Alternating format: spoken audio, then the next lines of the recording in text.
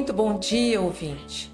Produzido nos estúdios da Web Rádio Meimei, Garça, São Paulo, Momento Espírita está sendo retransmitido neste mesmo horário pela Web Rádio Nova Alternativa e pela FM Nova Alternativa. São 11 horas e 22 minutos em Garça, estação outono. Hoje é domingo, 26 de abril de 2026. Agradecemos sua audiência.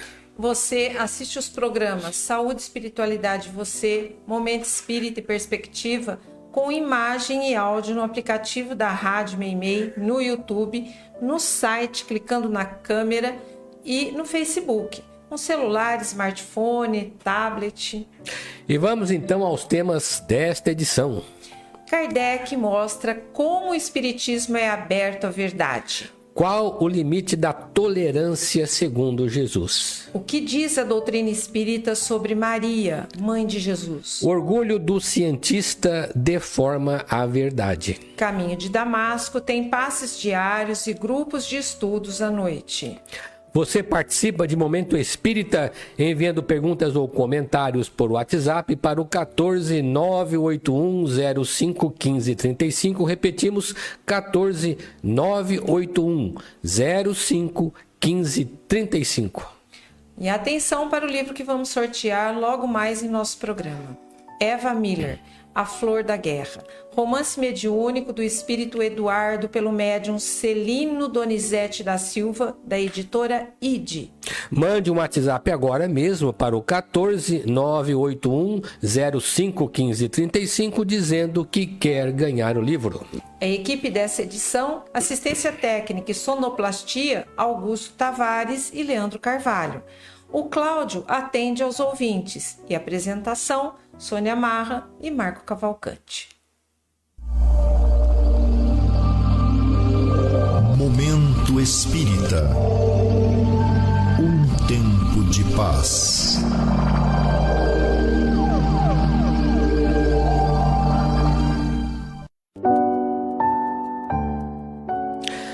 A última produção de Allan Kardec é digna de ser lembrada neste mês em que se comemora 169 anos de Espiritismo.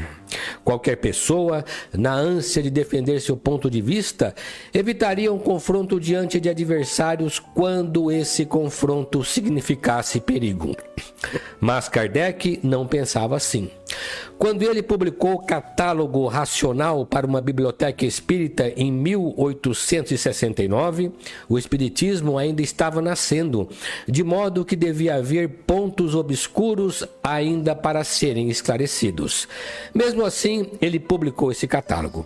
Mas seu intuito não foi apenas de ajudar os espíritas principiantes a formar sua biblioteca, mas deixar bem claro que o espiritismo não pode ter medo da verdade.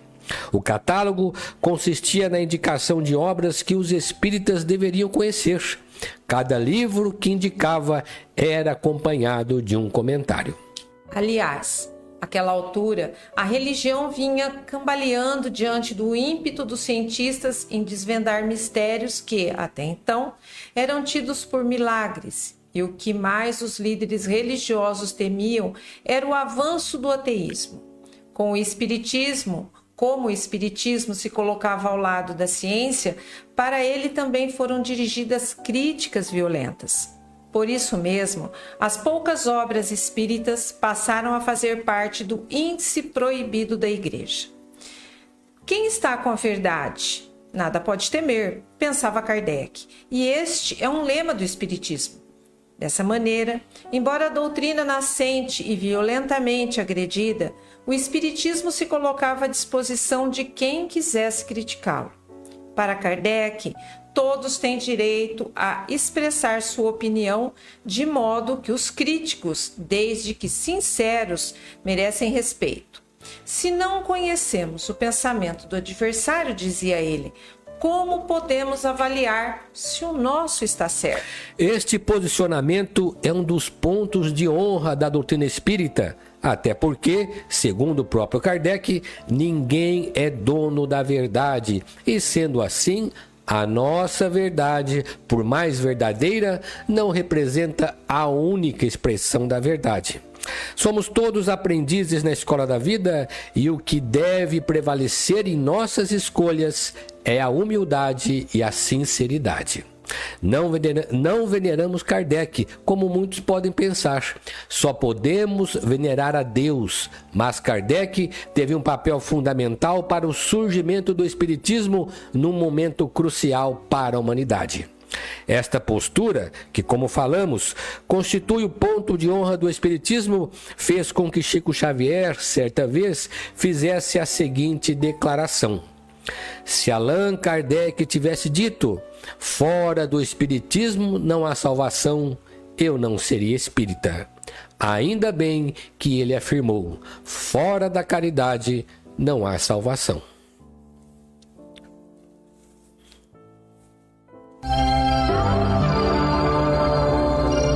Momento Espírita. O rádio é do ouvinte.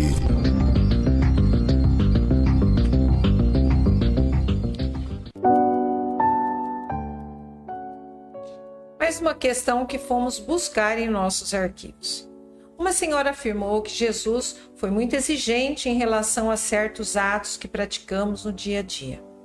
Até que ponto, ela pergunta, devemos tolerar uma pessoa que não cumpre bem com as suas obrigações e com isso nos prejudica? Devemos não dizer nada ou chamar sua atenção para cumprir com seus deveres? O bom senso nos leva a considerar que não devemos concordar com o mal.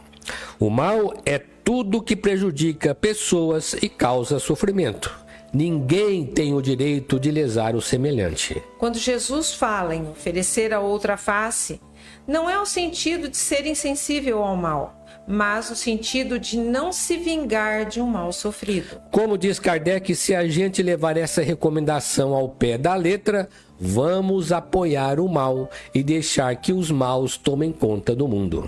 No passado da humanidade, o mal era reprimido com o mal, mas não para fazer justiça, e sim para se vingar, o que é bem diferente. A lei humana procurou corrigir isso para evitar a vingança e chamou para o Estado, ou seja, para as autoridades do judiciário, a forma de fazer justiça, sem a conotação de vingança. Uma pessoa com má intenção que prejudique alguém merece, no mínimo, repreensão. A repreensão pode ser em forma de censura ou de advertência. E para danos maiores, a lei deve estabelecer penas proporcionais à gravidade do ato. Foi o que Jesus fez não só com seus discípulos, mas também e principalmente com os fariseus, censurar e advertir.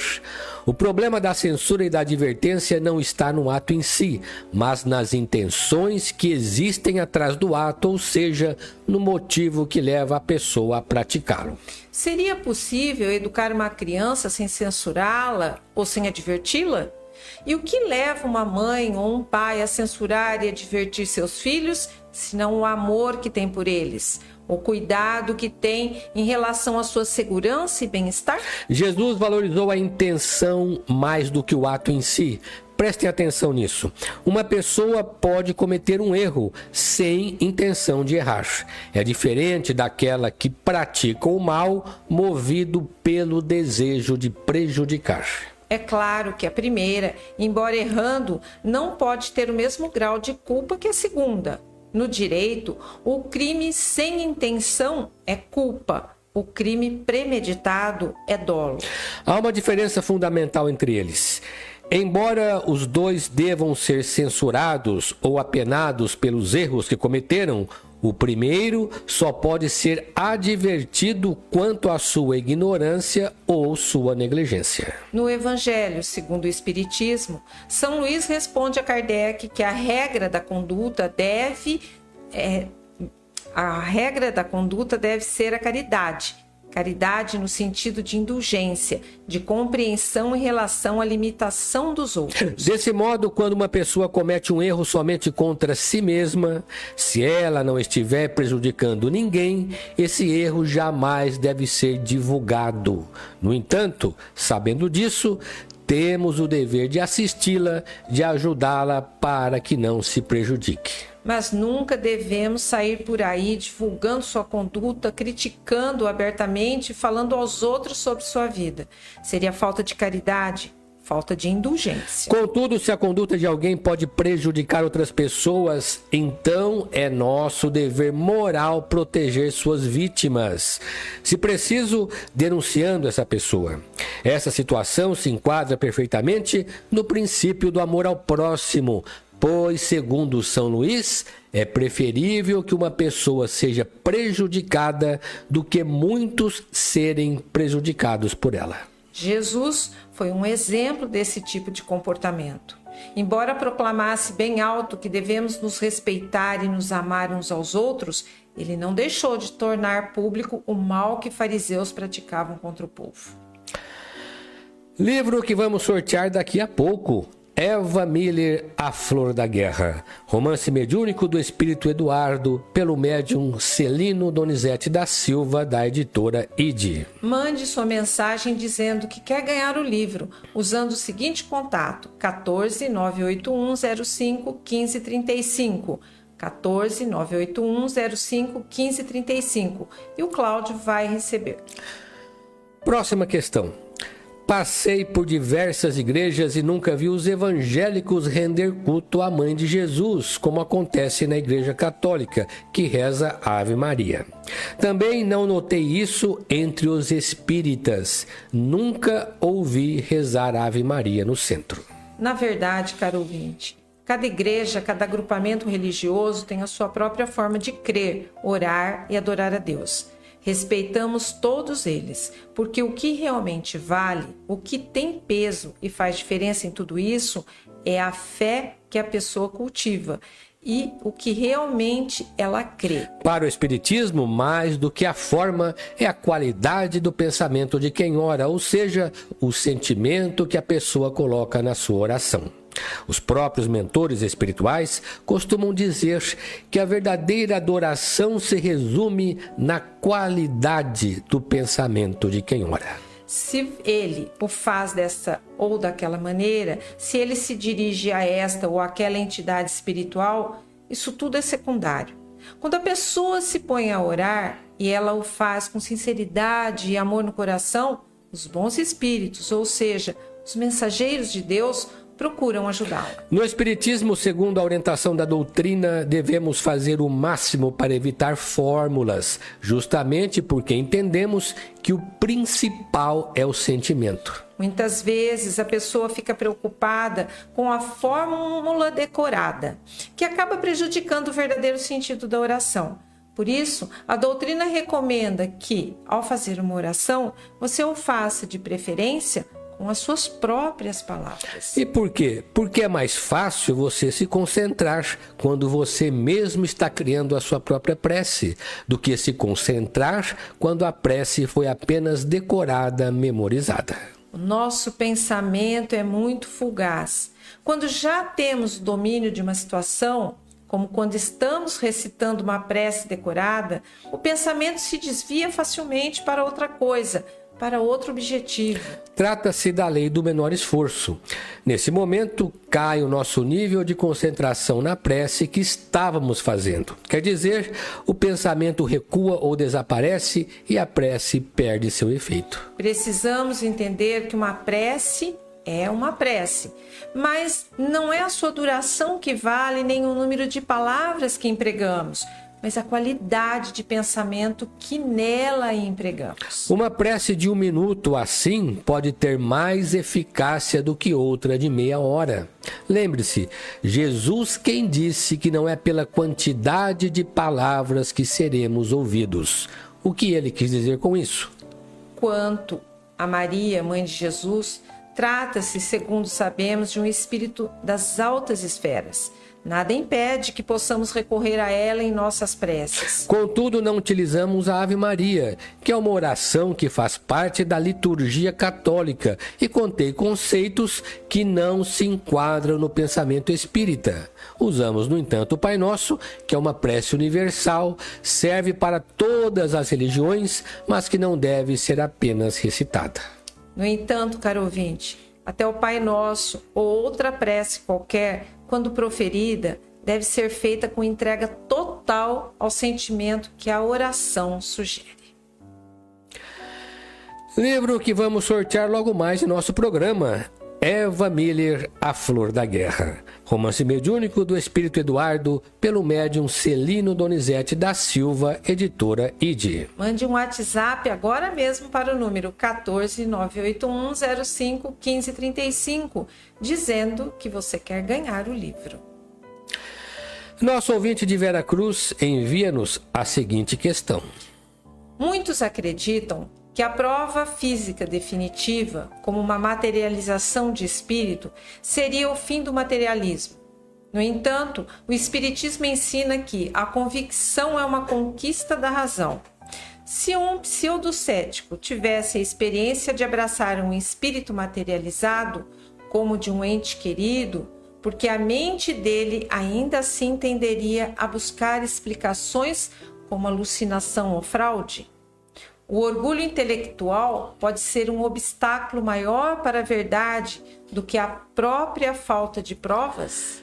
Bem apropriada questão. Na verdade, a prova não pesa tanto quanto o orgulho do cientista. Prova seria o resultado de uma ação que convence, mas nem sempre a pessoa está querendo ser convencida. O professor Henrique Rodrigues, autor do livro Ciência do Espírito, afirma que prova não convence ninguém. Se convencesse, diz ele, médico não fumava, pois ninguém mais do que o médico para saber o estrago que o tabaco causa aos pulmões. Por isso, somente o fato de alguém presenciar um fenômeno espírita não o convence da existência dos espíritos. Geralmente a primeira reação é surpresa, mas depois, escarafunchando a mente, o cético sempre vai criar uma explicação que atenda à sua crença, ou seja, aquilo que ele já trazia bem elaborado na mente. César Lombroso, psiquiatra, professor de medicina e cientista italiano, autor de teorias sobre o criminoso, na primeira fase de sua vida foi ardoroso crítico e inimigo do espiritismo. Mas ele teve uma experiência inusitada nesse sentido, o que levou a mudar de opinião e a defender a veracidade dos fenômenos. Ao estudar a médium Eusápia Paladino com uma equipe de pesquisadores, conforme ele mesmo relata no livro Hipnotismo e Mediunidade, passou a ter contato com os mais variados tipos de fenômenos mediúnicos de efeitos físicos. Mas o auge de seus experimentos ocorreu no ano de 1908, quando, durante uma sessão em que a médium fora mantida sob absoluto controle, materializou diante dele sua mãe, que o beijou a ponto de ele declarar: Quando vi minha mãe, senti na alma uma das emoções mais suaves de minha vida, uma alegria que raiava pelo paroxismo, à frente da qual me surgia no impulso de ressentimento, mas de gratidão por quem me atirava de novo, depois de tantos anos entre os braços. E conclui: e na presença desse grande acontecimento, terei olvidado não uma, mas 1000 vezes a humilde posição social de Eusápia, a médium, que havia feito por mim, embora automaticamente o que nenhum gigante da ação e do pensamento teria podido fazer. Esse livro, Hipnotismo e Mediunidade, que acabamos de citar, traz uma série de experimentos de César Lombroso, mostrando com que espírito o cientista observou e relatou com detalhes cada fenômeno. Livro que está disponível na Biblioteca Batuíra do Centro Espírita Caminho de Damasco de Garça e de várias casas espíritas. Outra pergunta do nosso habitual ouvinte de Veracruz. Se o perispírito reflete a última experiência vivida, por que um espírito que desencarna como bebê retomaria a forma adulta da penúltima encarnação, em vez de manter a forma de bebê da última, já que esta última foi a realidade mais recente gravada em seu perispírito? Vamos ver se entendemos a colocação do ouvinte. O espírito desencarna ainda bebê. Quando ele desencarna, tudo leva a crer que o perispírito tem a forma de um bebê. Mas há um período em que ele fica na espiritualidade, que antecede a próxima encarnação. No livro Entre a Terra e o Céu, André Luiz nos dá conta de uma instituição na espiritualidade ligada ao nosso lar e voltada ao atendimento de crianças desencarnadas. Blandina, o espírito responsável pela instituição, esclarece que as crianças desencarnadas são ali acolhidas, sendo permitido que suas mães, durante o sono, as visitem por meio do despreendimento parcial. Ela ainda informa que há 2 tipos de crianças que chegam à instituição, chamada Lar da Bênção. Aquelas que ainda continuarão na condição de criança no mundo espiritual e aquelas que serão preparadas para a reencarnação imediata. Evidentemente, o tratamento que a criança recebe no Lar da Bênção depende dessas 2 condições. As que permanecerão criança, segundo Blandina, podem crescer e se desenvolver como se estivessem encarnadas. Aquelas que têm encarnação programada para pouco tempo terão um tratamento próprio. Diante do processo de redução perispiritual, elas retornarão à fase correspondente à célula ovo do corpo a ser formado para seu natural desenvolvimento. Existem muitas coisas a que às vezes não damos o devido valor. A vida, por exemplo. A vida é uma bênção divina. Através dela, podemos ser felizes e proporcionar a felicidade aos outros. Por isso, é preciso defender a vida, a nossa vida e a do próximo. Pena de morte, aborto, suicídio e eutanásia são formas de violência contra a vida com as quais não podemos concordar. Lutemos em defesa da vida. Pena de morte. Um crime não justifica outro crime. Diga não. Suicídio. Um gesto infeliz. Dê uma chance a você mesmo. Existe sempre alguém para ajudá-lo. Aborto. Um ato de covardia. A vítima não pode defender-se. Eutanásia. Uma ação criminosa. Com confiança em Deus e o firme desejo de obedecer suas leis, a vida terá outro sentido. Mensagem em defesa da vida. Apoio. Federação Espírita Brasileira.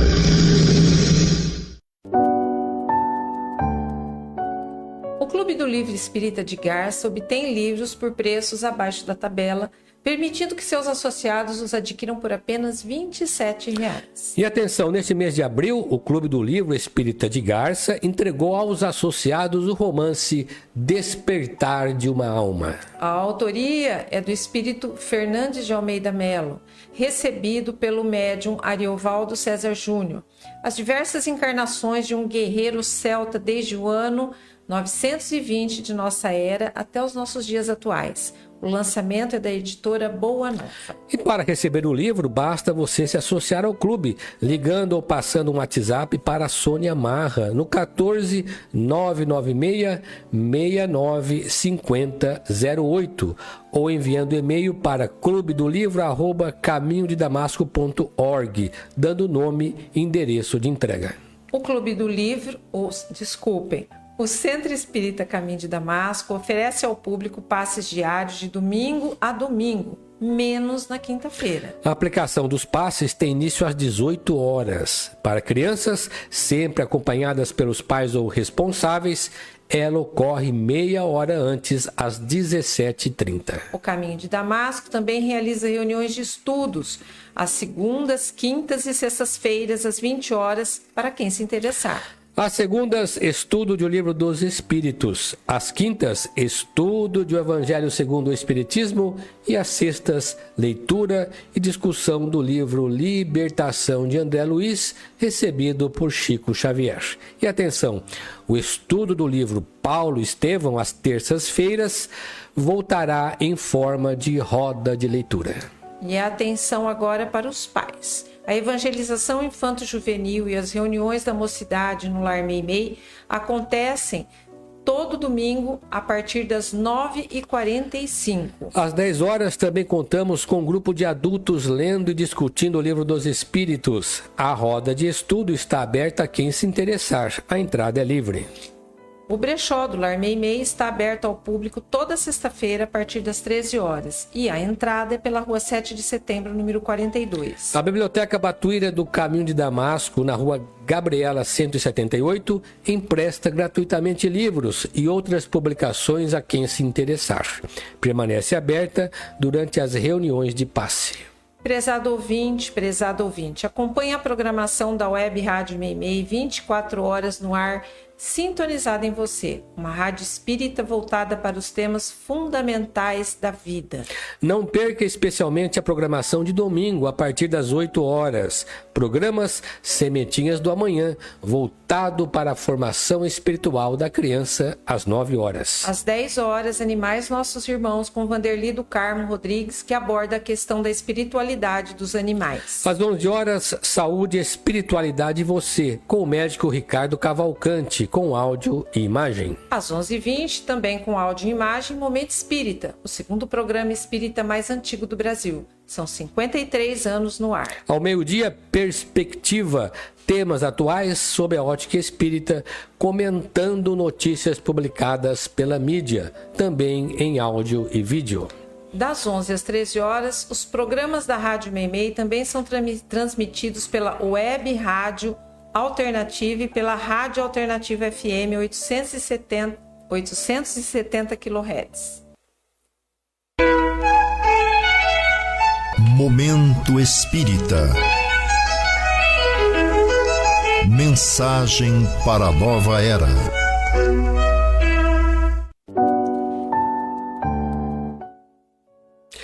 Conhecendo a doutrina espírita, missão do Espiritismo. Allan Kardec aproveita o espaço reservado a conclusões no final de O Livro dos Espíritos para esclarecer como o Espiritismo, desde seu surgimento, vai desempenhando seu papel no cenário do mundo. Deixando claro que seu principal opositor é o materialismo, a doutrina espírita considera que as religiões em geral são necessárias. Quando elas são sinceras e destituídas de preconceitos, são portas para a iniciação do povo nas questões espirituais. O Espiritismo, no entanto, tem um papel definido, enquanto desvenda a realidade do mundo espiritual, mostrando tratar-se de uma dimensão de vida paralela à nossa, de onde provêm os espíritos que aqui chegam e para onde vão os que aqui desencarnam.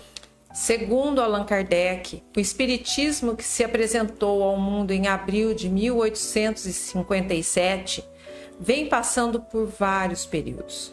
O primeiro foi o período da curiosidade, provocado pelos fenômenos mediúnicos. O segundo, o período do raciocínio e da filosofia, mostrando a racionalidade da doutrina ao apoiar-se em princípios científicos. E, por último, a fase da aplicação e das consequências morais, que no cômputo geral é a mais importante, a partir da ideia de que o Espiritismo vem esclarecer de maneira simples como podemos pôr em prática a doutrina moral de Jesus, inclusive para melhorar as relações humanas do planeta.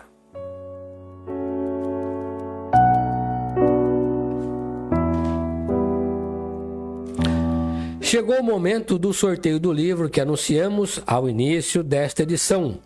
Eva Miller, A Flor da Guerra, romance mediúnico do Espírito Eduardo, pelo médium Celino Donizete da Silva, editora ID. E o livro saiu para nosso ouvinte Fernanda Carvalho, da cidade de Garça. Nossos parabéns a Fernanda. Que você aproveite bem a leitura desta obra. E você pode retirar o livro ali na Loja Leves, na Rua Minas Gerais 148, centro da cidade, durante a semana, no horário comercial. E caros ouvintes, agradecemos a sua amável audiência e atenção. E se você permanecer na Rádio Meimei, vai assistir na sequência o programa Perspectiva, temas atuais sob a ótica espírita. E encerrando esta edição, o Momento Espírita deseja a você e a todos saúde e paz. E para encerrar, vamos ouvir uma mensagem espiritual na voz de Chico Xavier.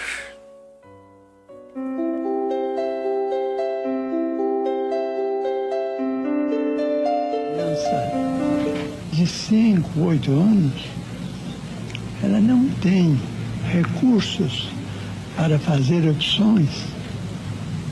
Ela precisa de alguém que a dirija no caminho da vida. E isso é uma tarefa dos pais e das mães em particular. Porque sem os pais e sem as mães, os professores, por eméritos que eles sejam, não podem realizar a transformação espiritual do espírito que a criança representa em si. E se a criança já nasce numa condição de necessidade, como um pássaro recém-nato, que aprende pouco a pouco a voar, é uma descaridade deixarmos nossos filhos em plena ignorância da responsabilidade de viver, da beleza do amor e da felicidade de sermos unidos para o bem. A criança é um adulto que está numa fantasia transitória até mais ou menos os 14, 15 anos. Uma criança, vamos dizer, não tem, vamos dizer que não tem qualidades. Tem qualidades, mas não tem discernimento para fazer opções quanto ao caminho que lhes cabe seguir. Daí a tragédia dos toxicômanos, que começam cedo, seduzidos por criaturas inescrupulosas que se fazem traficantes desses venenos. A falta de pais vigilantes criou os delinquentes infantis.